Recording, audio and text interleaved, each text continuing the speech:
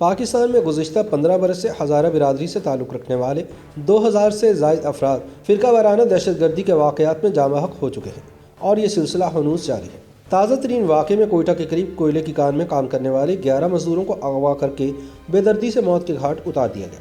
ان سب کا تعلق ہزارہ قبیلے سے تھا۔ شدت پسند تنظیم داعش نے ایک بیان جاری کرتے ہوئے کہا کہ یہ واردات انہوں نے انجام دی ہے، تاہم قانون نافذ کرنے والے اداروں نے اس حملے کی ذمہ داری ابھی تک کسی تنظیم پر نہیں ڈالی۔ ہزارہ افراد کو خودکش حملوں، ٹارگٹ کلنگ اور بم دھماکوں کے ذریعے طویل عرصے سے نشانہ بنایا جا رہا ہے۔ گزشتہ برس اپریل میں کوئٹہ کی سبزی منڈی میں دھماکہ ہوا تھا جس میں ہزارہ برادری کے 20 افراد موت کے منہ میں چلے گئے تھے۔ یہ قتل و غارت تو اس وقت سے جاری ہے جب داعش کا افغانستان میں وجود بھی نہیں تھا۔ اس دہشت گردی کو شروع ہوئے 15 برس گزر گئے لیکن ریاست اسے مکمل طور پر روکنے میں ناکام ہے۔ سینئر صحافی عدنان عادل کے مطابق کوئٹہ کا تازہ واقعہ ہمارے انٹیلیجنس اداروں اور سیکیورٹی ایجنسیوں کی ناکامی ہے۔ ہزارہ برادری کی تاریخ بیان کرتے ہوئے ان کا کہنا ہے کہ ہزارہ نسلی طور پر منگول ہے اور پشتونوں کی ہزارہ برادری سے دشمنی کا رشتہ تاریخی طور پر بہت پرانا ہے۔ ان کا کہنا ہے کہ افغانستان میں ہزارہ خاصی تعداد میں آباد ہے، گو وہ اقلیت میں ہے۔ اندازہ ہے کہ وہاں ان کی آبادی تقریباً 35 لاکھ کے لگ بھگ ہے۔ یہ لوگ زیادہ تر جن علاقوں میں رہتے ہیں انہیں ہزارہ جات کہا جاتا ہے، جس میں غور، بامیان اور دائی کنڈی شامل ہیں۔ پشتون بادشاہ عبد الرحمن نے سن 1893 میں اس وقت تک خود مختاری کے حامل ہزارہ جات کو فتح کیا تو ان کا قتل عام کیا۔ مورخین کے مطابق عبد الرحمن نے نصف ہزارہ آبادی کو تحقیق کر دیا تھا، چنانچہ اپنی جان بچانے کے لیے بڑی تعداد میں ہزارہ قبیلے کے لوگ ایران اور بلوچستان ہجرت کر کے آباد ہو گئے۔ عدنان عادل کے مطابق افغانستان میں طویل عرصے تک ہزارہ قبیلے کے لوگوں کو غلام بنا کر رکھنے کا رواج رہا۔ جب غلامی ختم ہو گئی تب بھی ان کو عملی طور پر نچلے درجے کا شہری گردانا گیا۔ یہ خاکروب کا کام کرتے تھے یا ایسے کام جو پشتون خود کرنا معیوب تصور کرتے تھے۔ افغانستان میں طالبان کے 5 سالہ دور حکومت یعنی 1996 سے سن 2001 تک ہزارہ برادری پر خاصا ظلم کیا گیا اور خاصی بڑی تعداد میں ان کو قتل کیا گیا۔ اس دوران ہزارہ برادری نے طالبان مخالف شمالی اتحاد کا ساتھ دیا، تاہم 20 سال پہلے تک پاکستان میں ہزارہ قبیلے کے لوگ ہمیشہ امن و امان سے رہے۔ سوویت یونین کے خلاف افغان جہاد کے دوران بھی پاکستان میں ہزارہ قبیلہ کبھی دہشت گردی کا نشانہ نہیں بنا۔ پاکستان میں ہزارہ کی کل آبادی تقریباً 8 لاکھ بتائی جاتی ہے۔ ان کے ساتھ کوئی امتیازی سلوک نہیں ہوا۔ کوئٹہ کی ہزارہ برادری میں تعلیم کی شرح دیگر ذاتوں اور قبیلوں کی نسبت زیادہ ہے۔ ان کی بڑی تعداد خوشحال ہے اور کوئٹہ میں اچھی خاصی جائیداد کی مالک ہے۔ یہ لوگ اعلیٰ حکومتی عہدوں پر بھی فائز رہے۔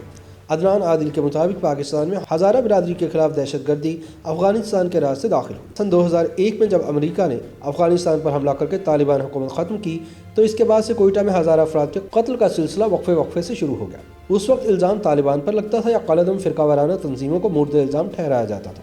آج کل افغانستان میں طالبان اور کابل انتظامیہ کے درمیان اقتدار کی جو کشمکش چل رہی ہے اس میں ایران کی حمایت کابل کے حکمران اشرف غنی کے ساتھ ہے اور ہزارہ قبیلہ اشرف غنی کا اتحادی ہے۔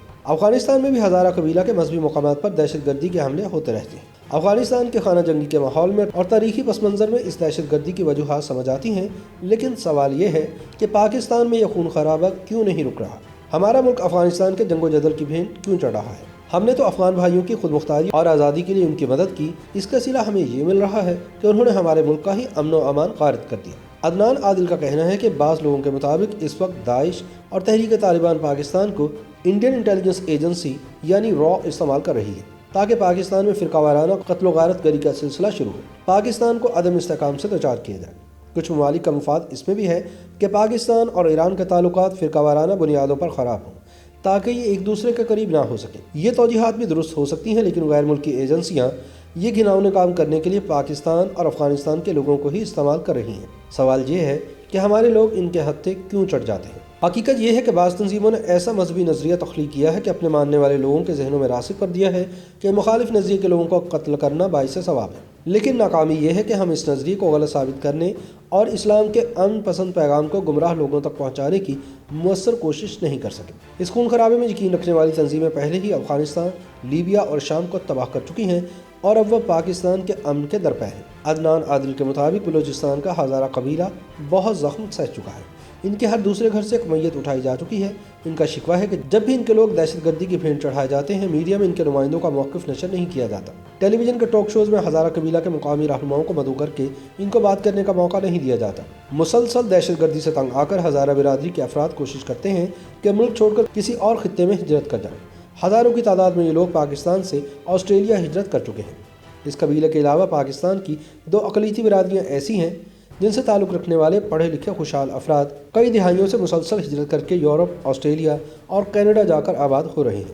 انہیں بھی پاکستانیوں سے ناموافق حالات اور امتیازی سلوک کا شکوہ ہے۔ ان حالات میں سوال یہ ہے کہ کیا ہماری منزل مقصود ایسا ملک ہے جہاں کوئی اقلیت خود کو محفوظ نہ سمجھے؟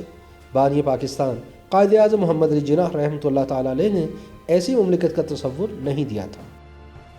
YouTube پر گوگلی نیوز دیکھنے کے لیے youtube.com کی سرچ بار میں googly news T V type کریں۔ گوگلی نیوز کے پیج پر سرخ رنگ کے سبسکرپشن والے بٹن پر کلک کرنا نہ بھولیے۔ YouTube پیج پر اپلوڈ ہونے والی ویڈیوز سے باخبر رہنے کے لیے بیل آئیکن پر کلک کیجیے۔ آپ کو ہر نئی ویڈیو کے بارے میں نوٹیفیکیشن موصول ہو جائے گا۔